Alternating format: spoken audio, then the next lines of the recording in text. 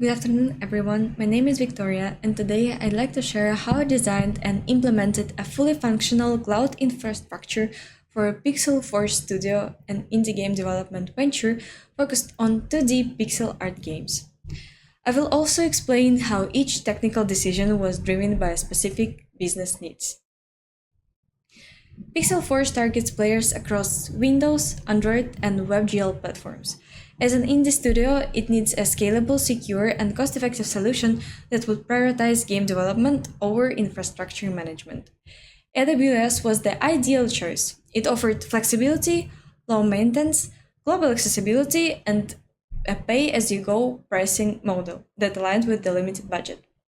The implementation began with Identity and Access Management, IAM. There was a lab role, granting only the necessary permissions, the core tasks such as launching EC2 instances, configuring the VPC, managing RDS databases, and writing logs to CloudWatch. For the network architecture, I built a custom virtual private cloud, spanning two availability zones to ensure high availability. Each zone included both public and private subnets. The public subnet hosted an internet gateway and NAT gateway, enabling private resources to receive updates without public exposure. The private subnets hosted the EC2 instances running game services and the RDS databases with carefully structured routing tables to isolate internal systems from direct external access. With networking in place, I launched an Amazon Linux EC2 instance of type T2 small into one of the public subnets.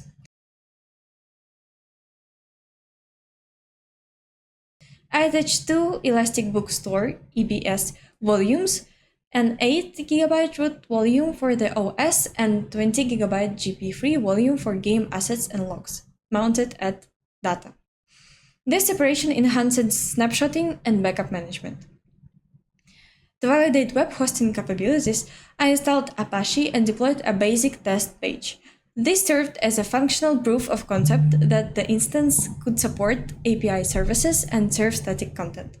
I verified the deployment through browser and command line tools. For observability, I enabled termination protection on the instance and upgraded to T2 small to handle increased load. I then created a CloudWatch dashboard tracking CPU utilization, network traffic, and disk I/O in real time without any external monitoring tools. For persistent data storage, I provided a MySQL database using Amazon RDS DB2 micro with private subnets. Access was restricted to specific security groups, ensuring that only EC2 instances could communicate with the database. A test PHP script validated secure connectivity by inserting and retrieving a sample message from the database.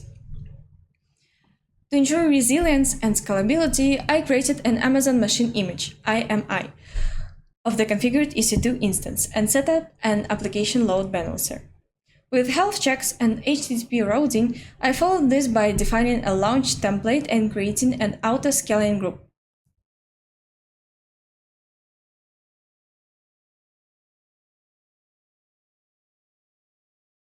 To maintain between 1 and 3 EC2 instances based on demand.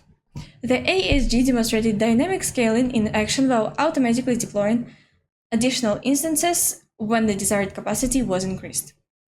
In terms of cost, the monthly estimate came to approximately $95.57, broken down as follows: EC2 and EBS $11, RDS $29, CloudWatch $5, NAT gateway and data egress $34, application load balancer $17. In conclusion, each AWS service directly addressed a key business objective. VPS ensured security and segmentation, EC2 and EBS delivered computing and storage, RDS handled reliable managed databases, CloudWatch provided real-time monitoring, autoscaling, and ALB enabled responsive resilient deployment. By using AWS scalable cloud infrastructure, I've positioned Pixel Force Studio for sustainable low-cost growth, allowing it to focus on what matters most, delivering engaging and innovative games to players worldwide. Throughout this project, I gained a clear understanding of AWS networking and service integration.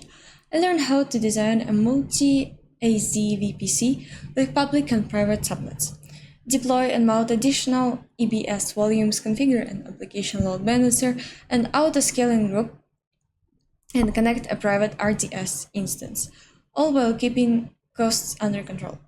Along the way, I faced several practical challenges. My initial SSH attempts failed because of overly restrictive security group rules and an incorrect key file path.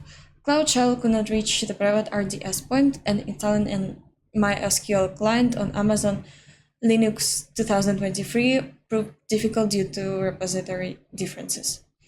To overcome these blockers, I adopted a step-by-step approach. To test the database, I wrote a simple PHP script on the EC2 host and created the schema and fetched a test record. No external clients or logs needed. And then my Redux syntax was off. I made one small change at a time, refreshed the browser, and confirmed success only after the page loaded without errors. Thank you for your attention.